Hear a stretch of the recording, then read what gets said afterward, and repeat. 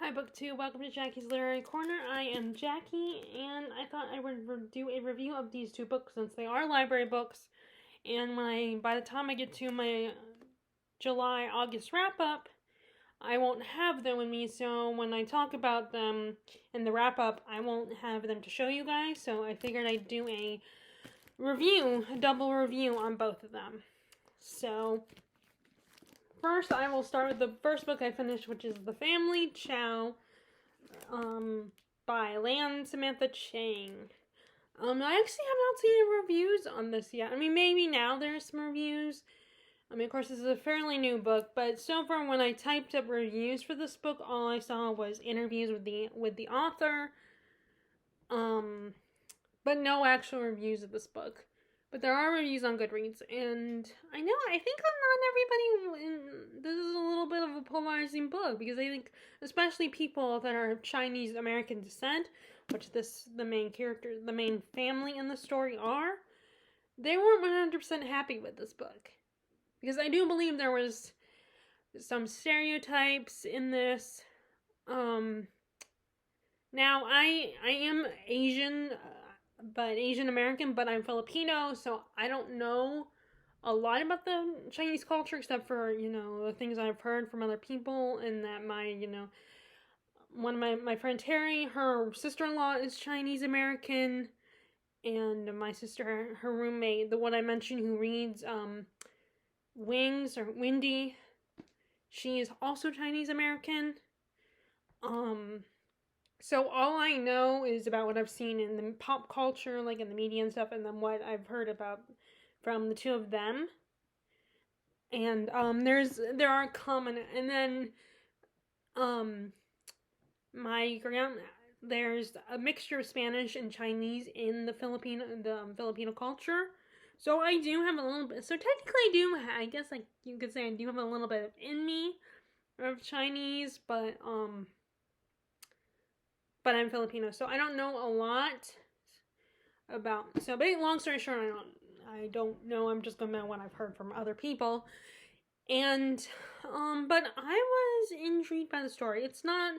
I mean, both these books were not favorites, but I still enjoyed the reading. I still liked reading them. Mostly. So this is a retelling of the Brothers Karamazov, and so even though I have not read all of Brothers Karamazov, I read most of it. I'm hoping to pick it up this year, but it's a dense book, so I don't know if I'll get to it or not, but I do need to pick it up so I can finish it. Because I keep saying I want to get that read first before I jump into any of the other Russian literature. But I know enough that I recognize the inspirations in this book. So we have this family. The parents were immigrants, I think, and it's Leo Chao and his wife Winnie, and they had created a Chinese American restaurant called Fine Chow, and it does really well. Everybody really loves it, but Leo is kind of an ass. He's not a nice guy. He's narcissistic, he's greedy, he's self-centered, and which is exactly how Fyodor Karamazov in The Brothers Karamazov was. So he's the exact same character as that character, and his wife Winnie eventually leaves him after this one particular thing that just really, it's enough for her. We don't know what that is right away. But she ends up leaving him and lives in a convent. But unfortunately, she leaves behind their 3 sons. William, Dagu, and that's what they mostly call him in the book. Dagu. I do not know if I'm saying that right, though. James, he is the youngest, and he's in college to be in medical school. And then you have, what's his name? And then you have, Ming, who is he's in finances, and he's the most ambitious one. And they all kind of are pretty messed up. I'm just gonna call him Dagu because that's what they call him throughout most of the book. I Actually, I'll call him William because I'm debating. I mean, I don't know how people feel about that actually, and I might change. I haven't done it yet. I meant to do it, but I think I might change it in the review because I call him Daegu in the review, and I don't know if, like I said, I don't know if I'm saying that right or not. Um, but I actually don't know if people are okay with that because I remember there were people talking about that aspect of his nickname. I remember reading one review, but anyway, William, he tries to make his career in music, but fails at that and comes back and decides to run the restaurant again with his dad. But the problem is his dad won't make him partner, and his dad also won't approve of his new girlfriend. He was engaged to this one girl. I cannot remember her name at the moment. Um, he was engaged to her for 12 years. They were childhood sweethearts, but he fell out of love with her and fell in love with this other woman, Brenda. But she still kind of is part of their family and they all really just love her and all that, except for Ming doesn't trust her because he thinks she's too obsessed with being part of this family. She is also Chinese American, but she was not. She had, I think her parents were already in in America, so she escaped all that, and doesn't like I said, Ming thinks she's obsessed with that. And I actually have a theory, but I think she has guilty feelings of not having to deal with that, of what happened to people, the experience of the racism and the prejudice. And I think it's guilt, and that's why she wants to be part of William's family.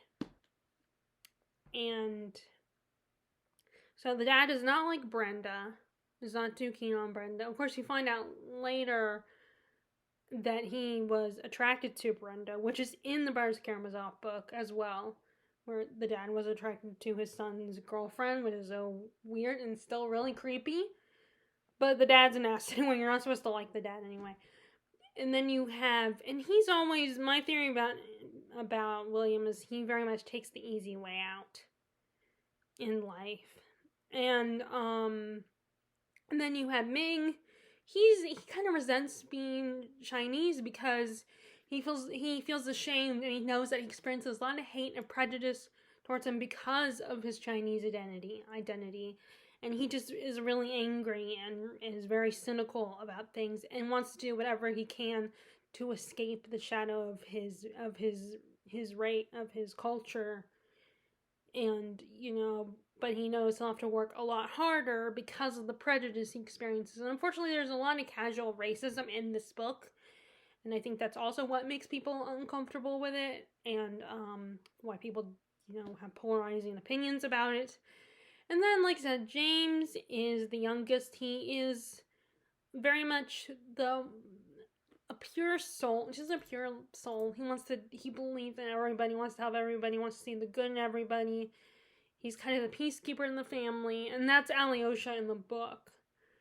And it's actually interesting because James is a medical student, and that's a healer, someone who helps save people's lives. And Alyosha in the original Brothers Karamazov he didn't heal people, but he was a monk. So he was doing God's work, which you see that with the mom because she becomes a nun.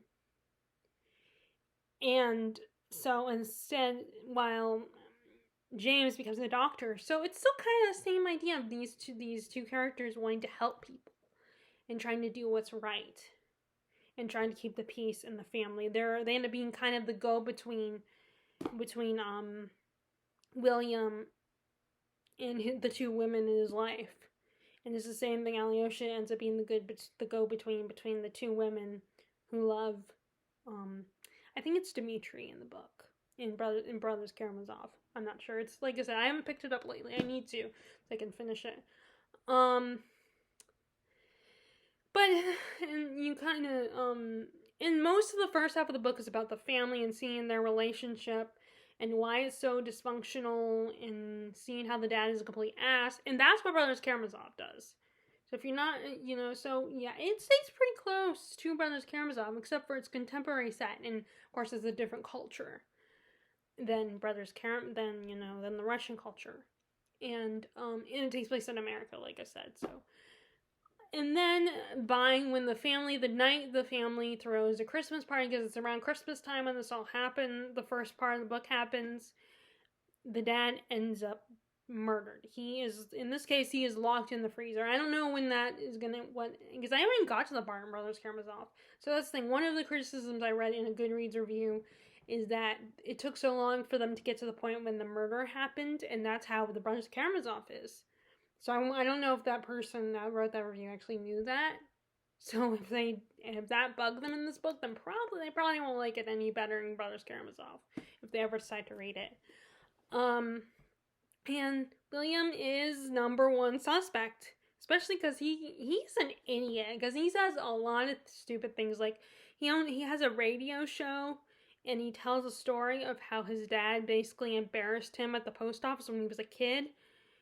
And how he notices that one of their friends also looked embarrassed and was like, I cannot believe this is your part of my culture, your representation of our culture. Because, like I said, the dad, Leo, is just such a horrible human being.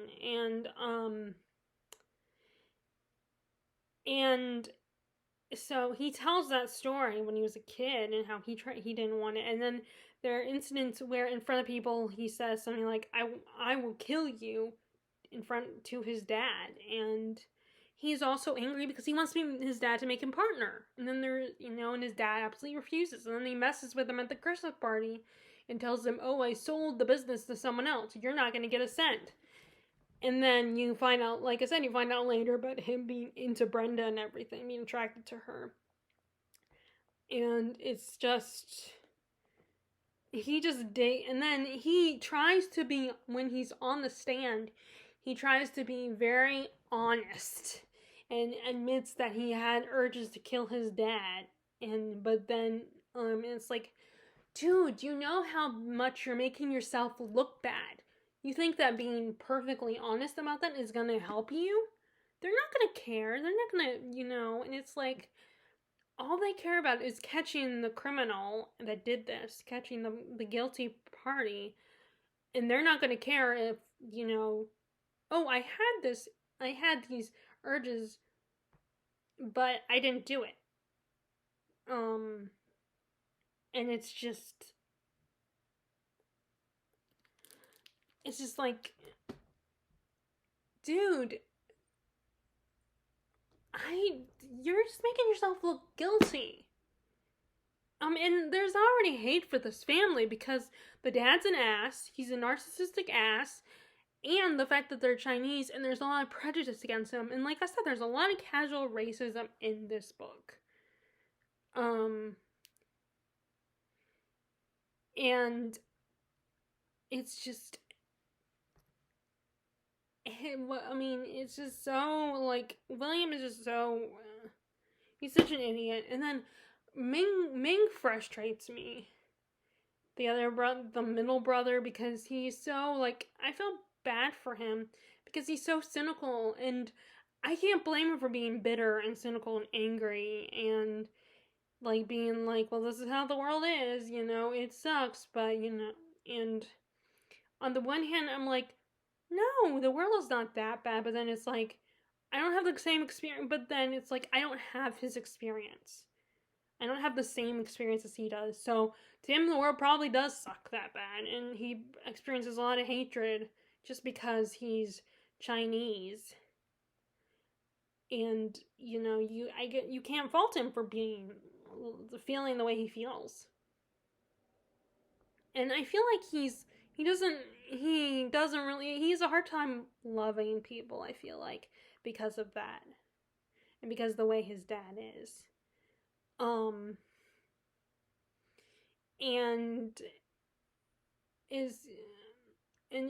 It's just frustrating on the one hand, but I also can understand where he's coming from.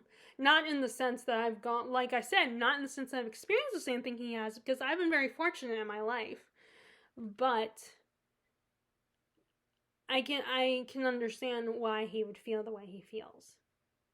And there's James, like you said, he's just a pure soul. He's so sweet and such a good person. He just wants to help people. And then he's so good and just he's so sweet and caring, and I don't have any problems with him. I just adore him, like, And then now, as for the female characters, I did get a little frustrated with Winnie a little bit because I feel like I know forgiveness is important and everything, and I imagine becoming part of the church, becoming a nun, joining the convent, definitely makes her become a more forgiving person. But deep down, I gotta admit, I don't think Leo deserves her forgiveness because he just took her for granted, and you find out that he's had other women, he's had girlfriends, and I admire her for forgiving him, but I would have a hard time with that, with forgiving. And, I can understand why her sons, especially William, are like, why do you expect me to forgive? How am I supposed to forgive him for the way he treated you? I definitely can understand William especially not wanting to do that. I think he gets the worst treatment from their dad. William James at least escaped it a little bit, and so did Ming. And then you have Brenda she's just interesting because she's kind of manipulative and unfair to the other woman, but at the same time, I can understand her frustration too, because it's like she and William are together now, and the other woman I'm trying to remember her name. I don't know if it says it. It doesn't say in here. Let me see if I can find her name. Sorry, I should have looked for this already. Lan, not her. Where is it? Catherine, that's the other woman. Glad it didn't take me that long to find her name, because I probably should have looked for it sooner, but before I started filming. But this is kind of a spur decision to film this. She kind of manipulates Catherine, but I can understand her frustration with Catherine. I feel like Ming is being a little judgmental of her, which is funny because the other is like, William and James kind of figure out that there's something going on that there's an attraction between Ming and Catherine, that they like each other. And they're just trying to pretend that they don't.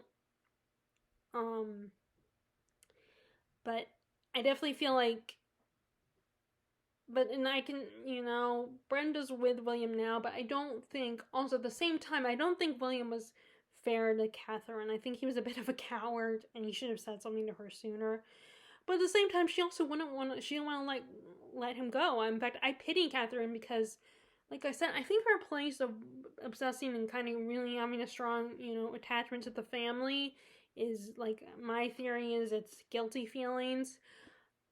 But I think she is also, I think, I'm pitying her because she just needed to learn, she needed to let go of William, and she wouldn't do it. She kept telling herself, oh, he'll change his mind. I know he will change his mind. He'll come crawling back to me. And it was clear he wasn't going to do that. And, like I said, I think William is a coward. I think she just needed to, realize that, honey, he's not going to come back to you. You need to move on.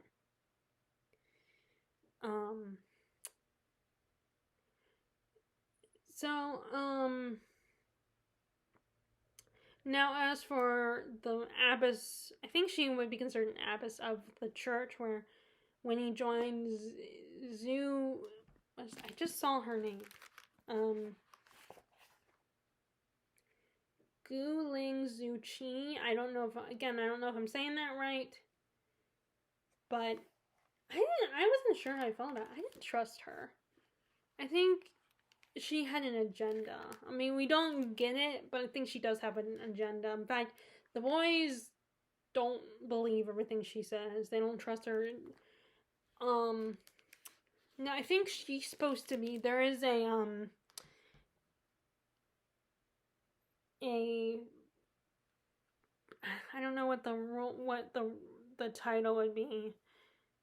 There is a figure that I think she's supposed to be modeled after in the Brothers Karamazov, and he seems like a nice guy, but I don't know. That character in Brothers Karamazov, I don't know if he also supposed to be someone you're not supposed to trust and has an agenda. I'm not sure.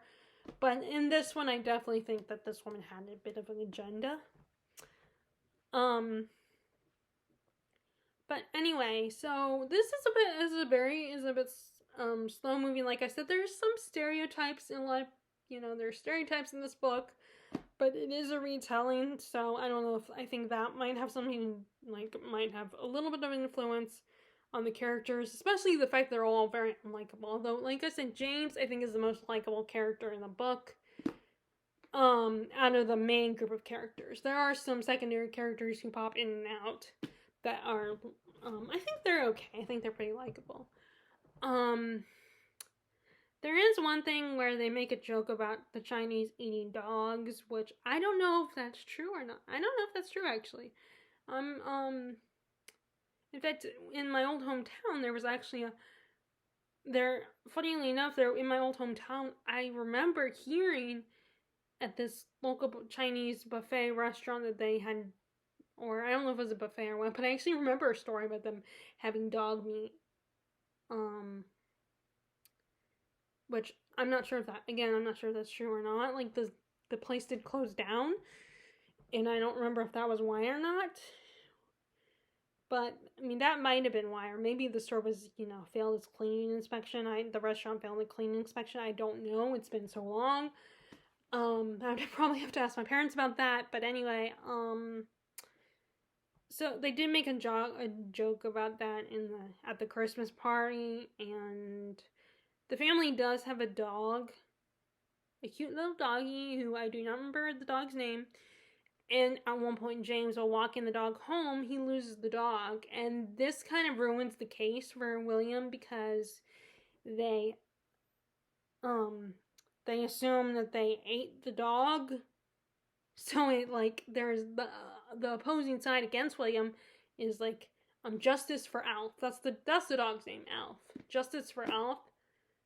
And it also another thing I remember I wanted to talk about is how it's funny that there's one of their family friends is in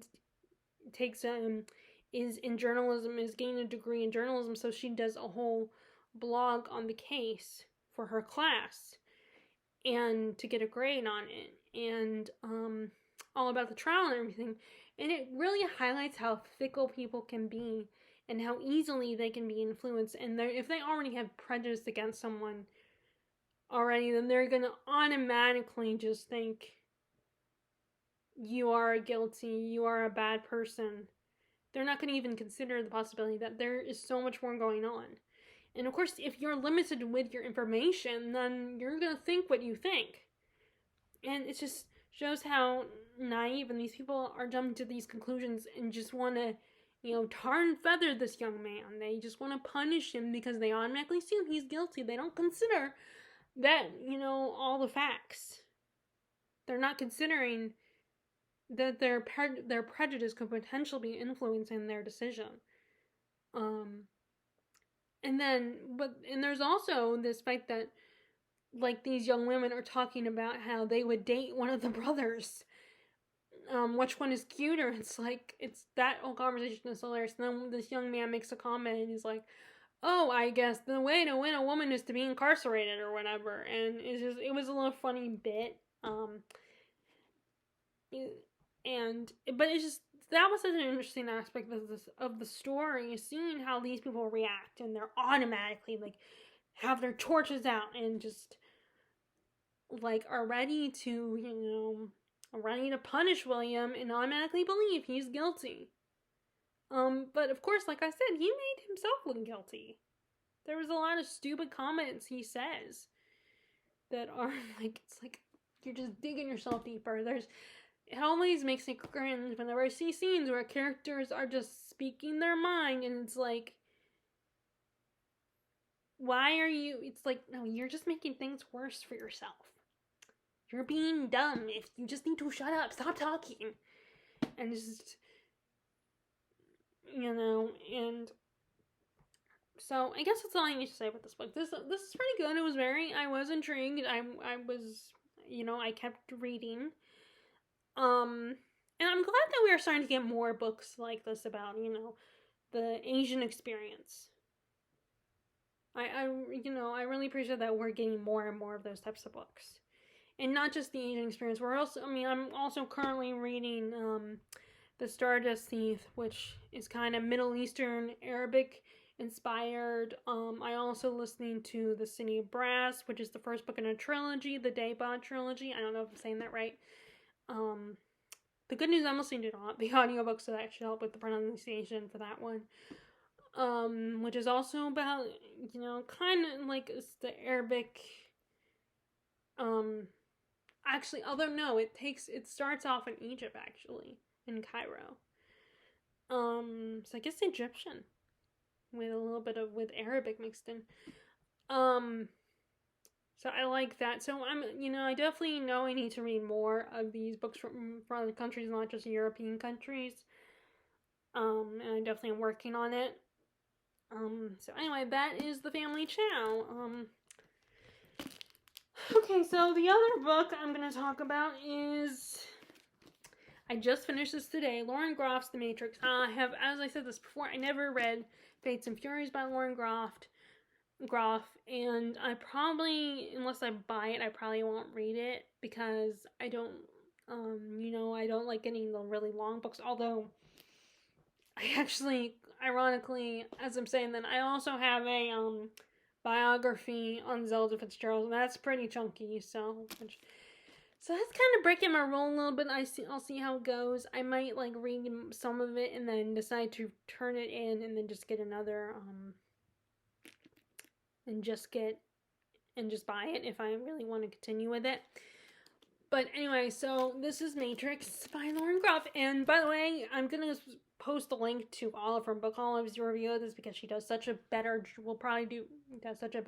job reviewing this book than mine will go. But I'm gonna try, because like I said, this is a library book, so you guys won't see a physical copy of the book in my wrap up. So this is about this woman, Marie de France, and she was an actual person who wrote who wrote poetry back in the day, back in the medieval, I don't know. Like I said, Olive from Book Olive will give you this information, give more of this information. And there's a lot of rumors and speculation about who else she was. They believe she was related to the royal family. She was a witch, stuff like that. And Lauren Groff kind of plays with that. This book was inspired by Marie and her life, so it's not an actual about her. This is not necessarily accurate to Marie de France's actual life. There's not a lot known about her. And so she was a bastardess to the king. Her mom was actually raped by the king, so they took her in and raised her. But she is not seen as very pretty. She's a kind of big girl. She's considered ugly. And she has a bit of a crush on Queen Eleanor, the king's wife. And her only companion in the castle, other than, Queen Eleanor, is Cecily, her maid, who she forms a bit of an intimate relationship with. And one day, Queen Eleanor comes to Marie and tells her, since we can't marry you off because you're ugly, we're going to send you to be prioress to a local abbey. And Marie hates this. She is bitter. She's resentful. At one point, she even tries to write. This is when the poetry is introduced. I did not mention this in my Goodreads review. I forgot. But she does start writing poems to Queen Eleanor as maybe to hint to, come get me, come rescue me. I don't want to be here. But of course, she realized quickly that this is not working. Queen Eleanor doesn't care about her. She, in fact, has left the palace. And Marie has realized she's kind of on her own, and she has a bit of an epiphany and realizes that she could actually help these nuns because the abbey is not in good shape. It's falling apart. The nuns are starving. They don't eat a lot. The place is falling apart. So she decides to take it in her hands to help this abbey, put it back together, improve it, help the nuns, and do what she can. And she kind of takes on a role. She kind of becomes a caretaker to these nuns. And so the word matrix, from what Olive's review said, is matrix in I think Latin means mother. And like I said, Olive talks about this in her review. So I think she kind of becomes a mother to these nuns. She becomes, eventually, when the abbess dies, when she was first arrived there, Marie becomes the abbess, and becomes a caretaker, and becomes like a mother figure to these women. And it's interesting because they have a very complicated relationship, because some of them don't really like her even when she first gets there, and eventually the relationship becomes a bit of a fear of her and distrust of her, and some of them even resent her a little bit, especially because her ambitions come out and she decides to expand the abbey, add more buildings. She restores the lake near the abbey, and she makes it a fortress. So they are safe, because she knows the world out there is not safe for these women, especially with men out there who would take advantage of them. And there's a couple younger girls that come that end up being a threat to her leadership and exposing them to the outside world. And it's very interesting because, like I said, not all these nuns agree with her decisions, but she still loves them and appreciates them and understands their anger towards her. But she's like, nope, I'm doing what's right. I know what's best.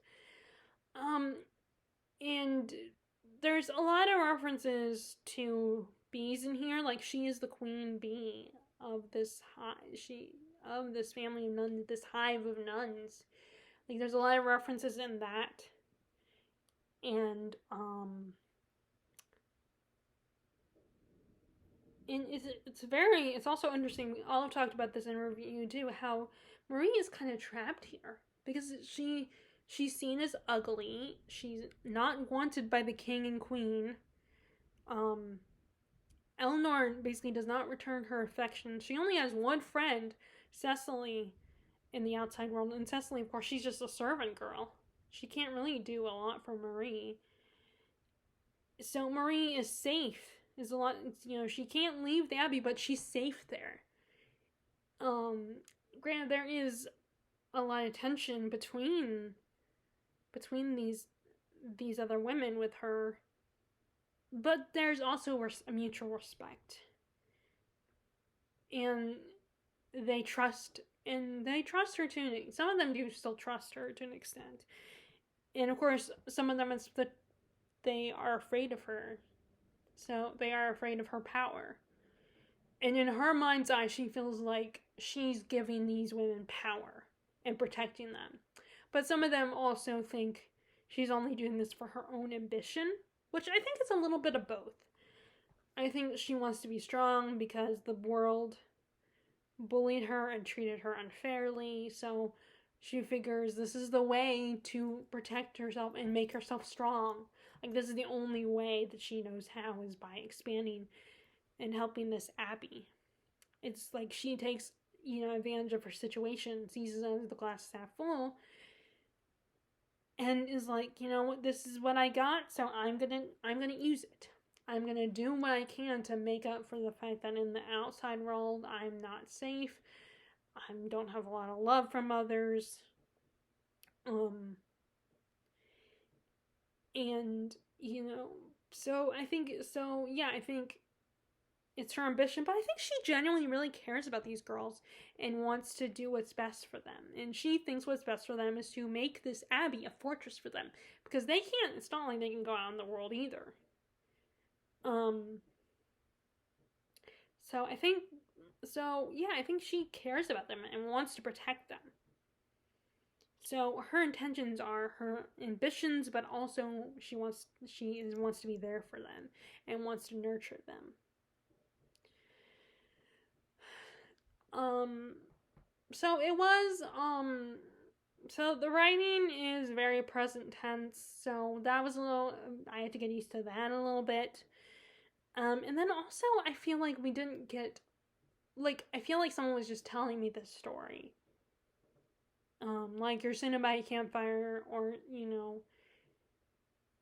or something. Someone's just. I feel like this was more about someone telling you this story and not necessarily really getting lost in the story. So that part was a little bit of disappointment to me. I couldn't really get into and get engaged with it. Now I have not read, like I said, I haven't read Fates and Furies, so I don't know if that's the same way. But now the funny thing is though, even though this wasn't that long, and because it's a library book and I don't like getting longer books from the library, it really helped me get through it quicker, so I would have like at least 2 books to get back to the return to the library, so I won't have too many books to renew next time I go to the library.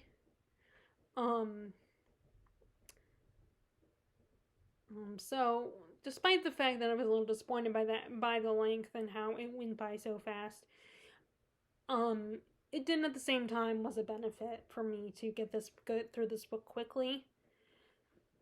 But also, it's a character story. It's very slow, but because this is this woman's quiet life in an abbey, so not a lot. She's just expanding the abbey. But there is one exciting part, which is these people going after them because they have made the abbey into a fortress and they see it as a threat.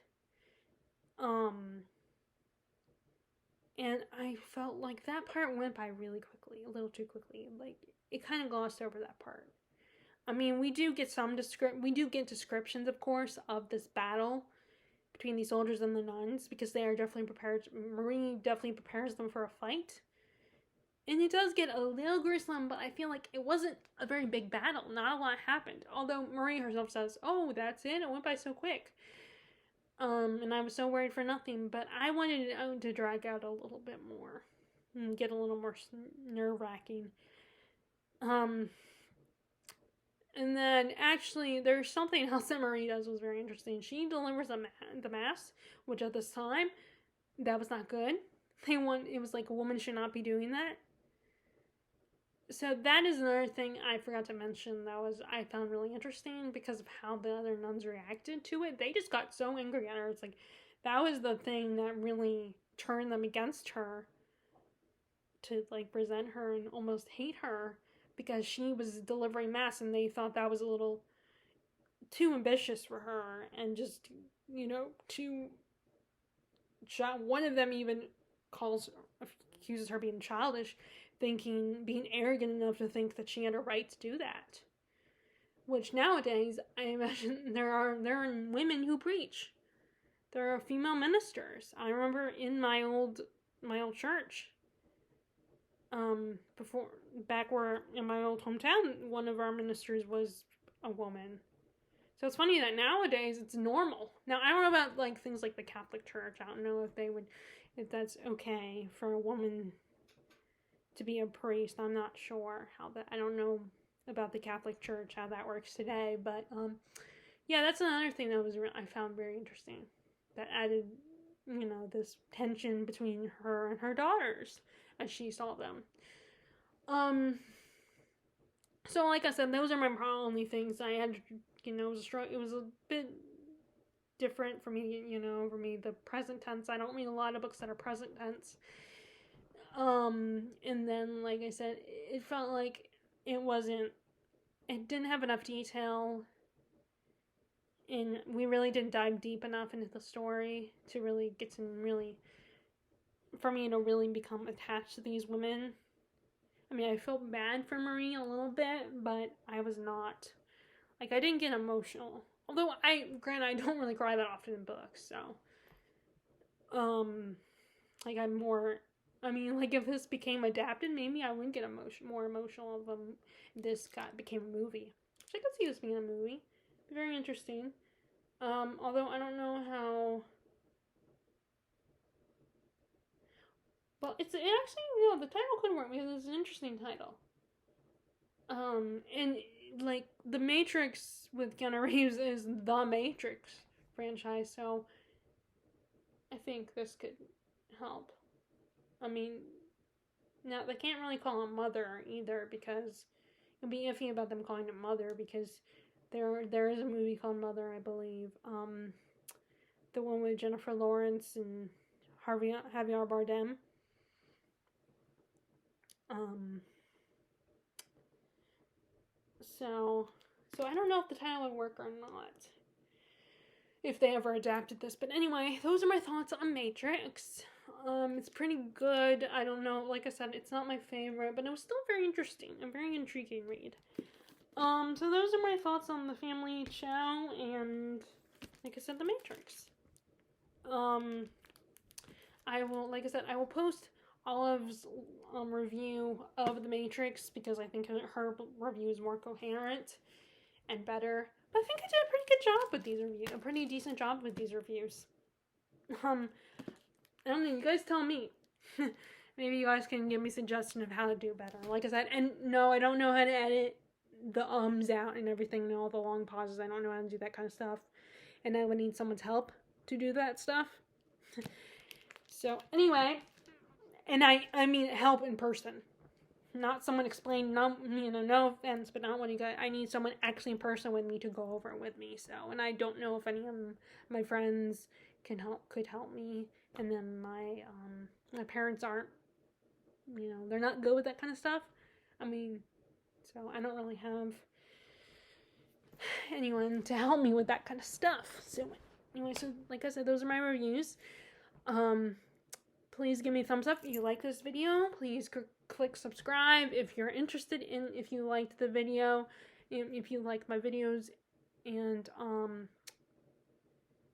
if you want to watch more of my videos, then click, and you want to know when I upload them, please click the bell icon below.